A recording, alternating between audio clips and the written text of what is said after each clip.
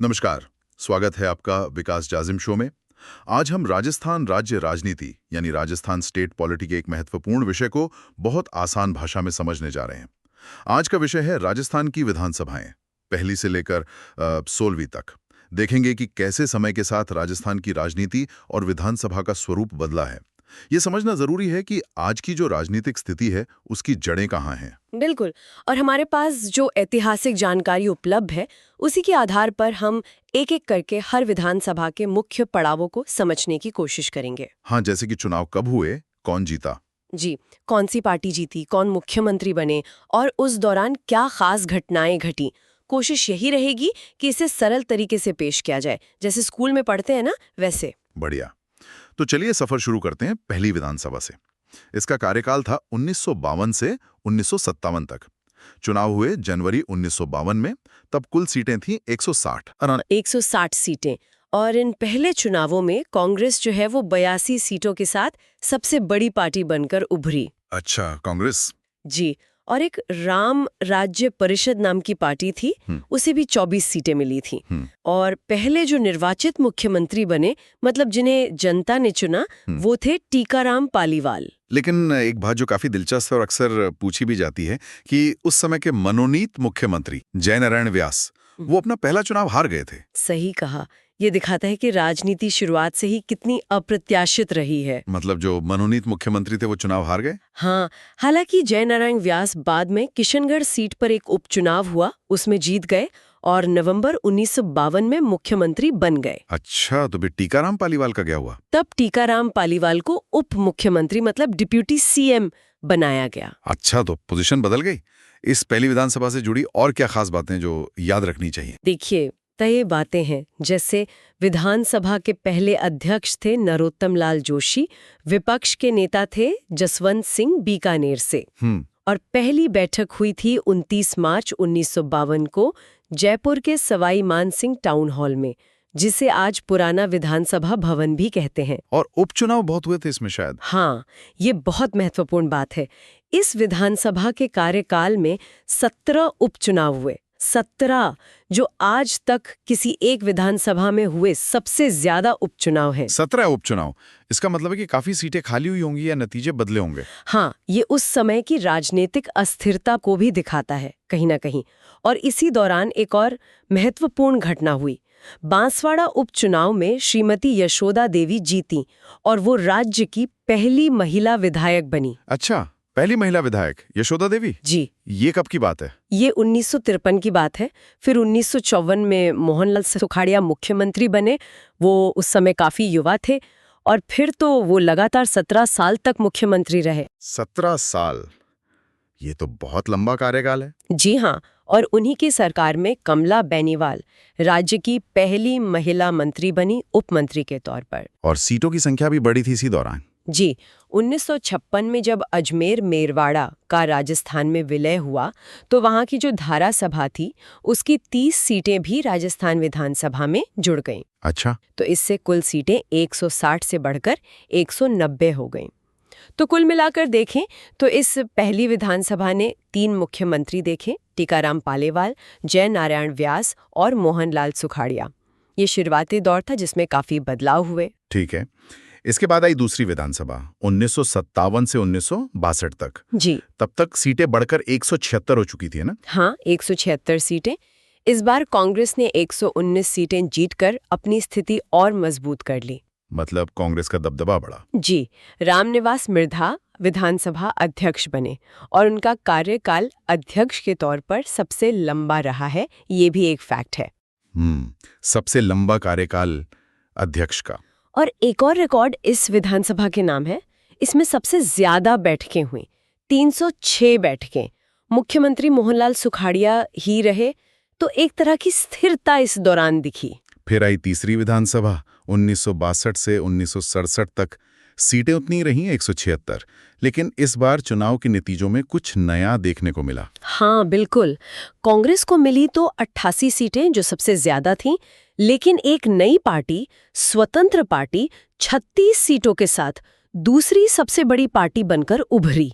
ये एक महत्वपूर्ण राजनीतिक बदलाव था। स्वतंत्र पार्टी, इसके बारे में कुछ बताइए, ये अचानक इतनी महत्वपूर्ण कैसे हो गई?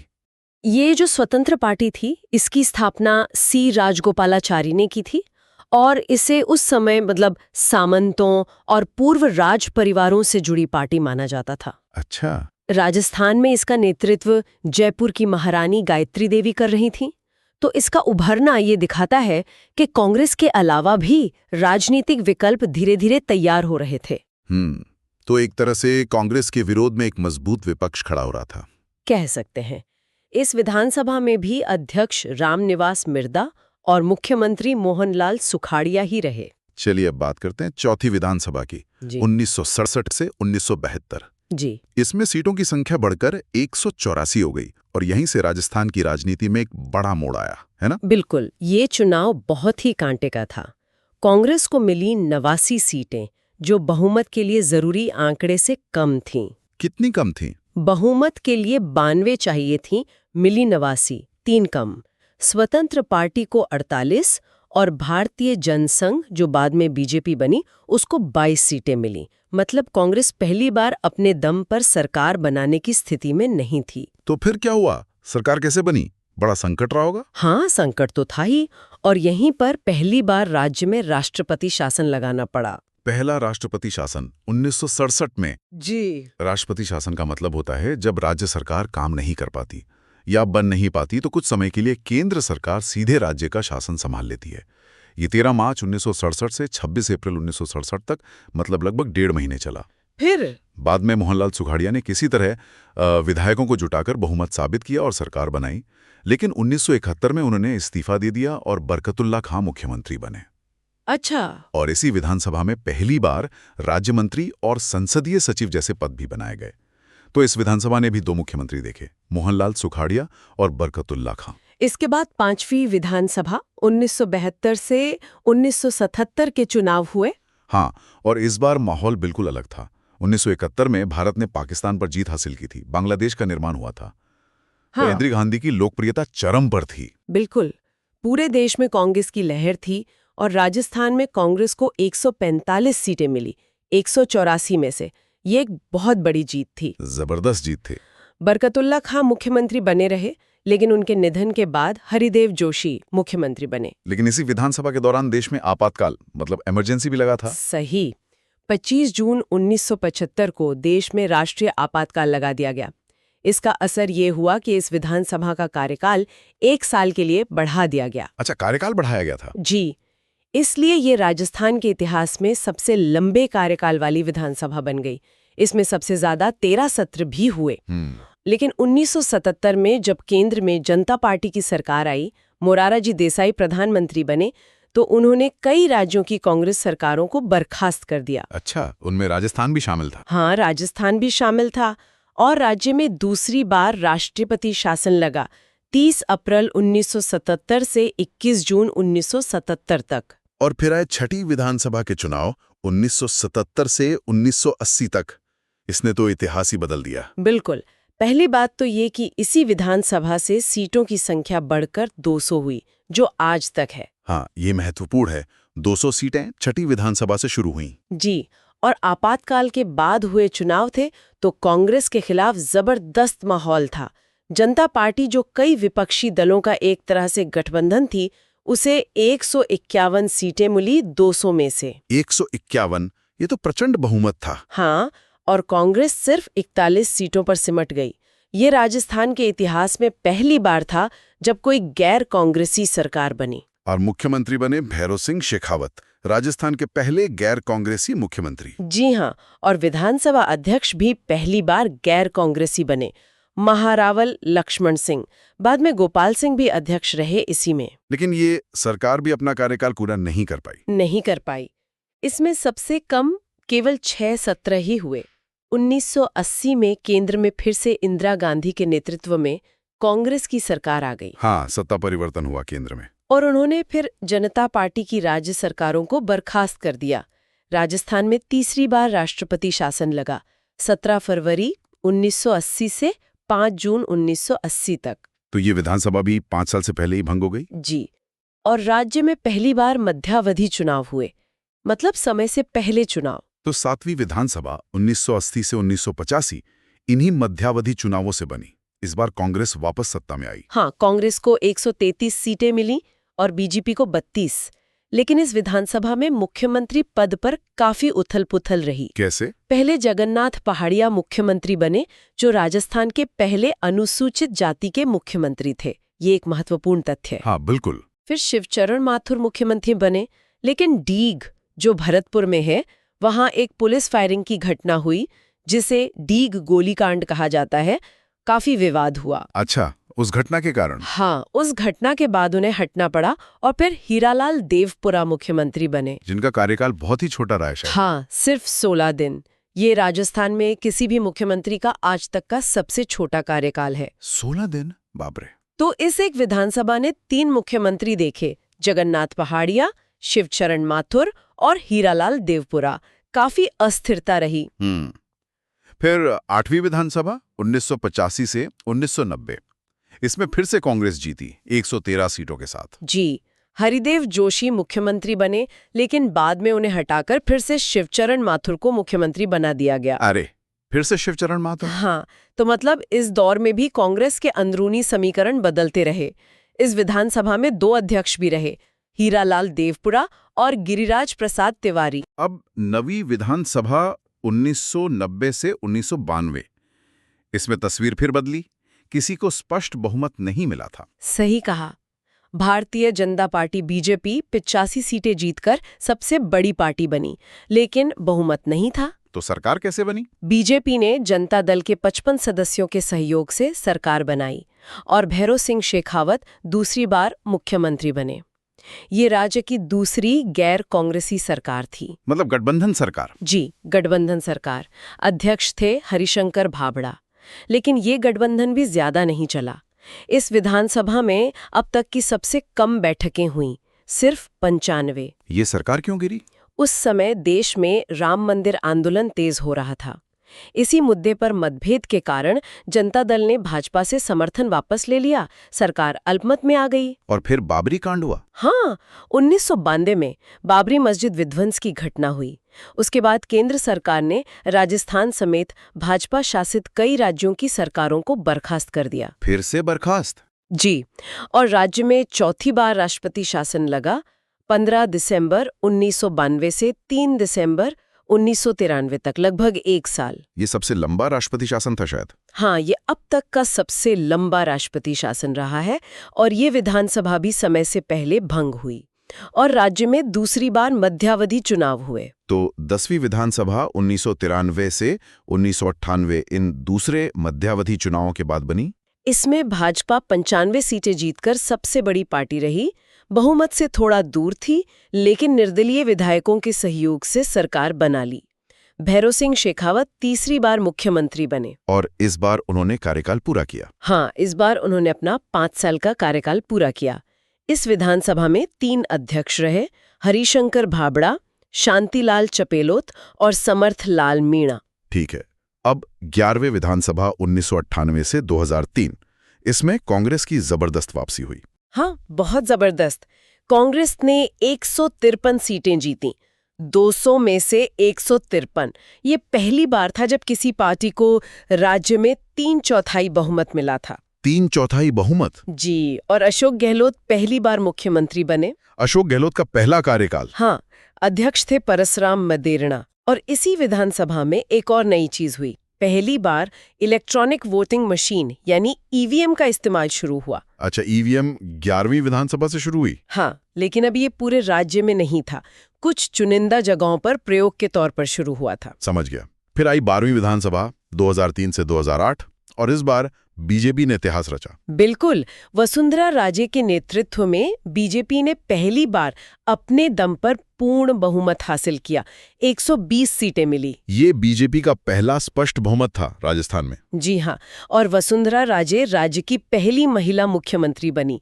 ये भी एक ऐतिहासिक पल था। इस विधानसभा की एक और खास बात थी ना, जो अक्सर याद की जाती है। हाँ बिल्कुल, वो ये कि विधानसभा अध्यक्ष भी एक महिला बनी, श्रीमती सुमित्रा सिंह।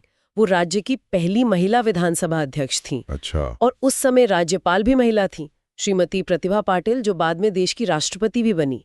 तो ये एक अनोखा मौका था जब मुख्यमंत्री, राज्यपाल और विधानसभा अध्यक्ष तीनों महत्वपूर्ण पदों पर महिलाएं थीं। वाह, ये तो वाकई खास बात है। और इसी चुनाव से मतलब 2003 के चुनाव से पूरे राज्य में ईवीएम का इस्तेमाल अनिवार्य हो गया। ठीक है।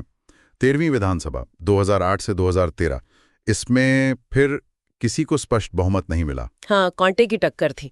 कांग्रेस 96 सीटें जीतकर सबसे बड़ी पार्टी बनी, बहुमत से 4 कम। तो सरकार कैसे बनी? कांग्रेस ने निर्दलियों और बसपा विधायकों के सहयोग से सरकार बनाई और अशोक गहलोत दूसरी बार मुख्यमंत्री बने। दूसरी बार अशोक गहलोत अध्यक्ष कौन थे? अध्यक्ष थे दीपेंद्र सिंह शेखावत। इस विधानसभा में एक और रिकॉर्ड बना, सबसे ज्यादा महिला सदस्य चुनकर आई थीं 28 महिला विधायक सर्वाधिक। जी। अब 14वीं विधानसभा 2013 से 2018, इसमें बीजेपी की रिकॉर्ड जीत हुई थी। हाँ, जबरदस्त जीत। बीजेपी ने 163 सीटें जीती 200 में से 163। ये राजस्थान के इतिहास में किसी एक पार्टी को मिली अब तक की सबसे ज्यादा सीटें हैं। 163, ये तो सुनामी जैसी जीत थी। कह सकते हैं।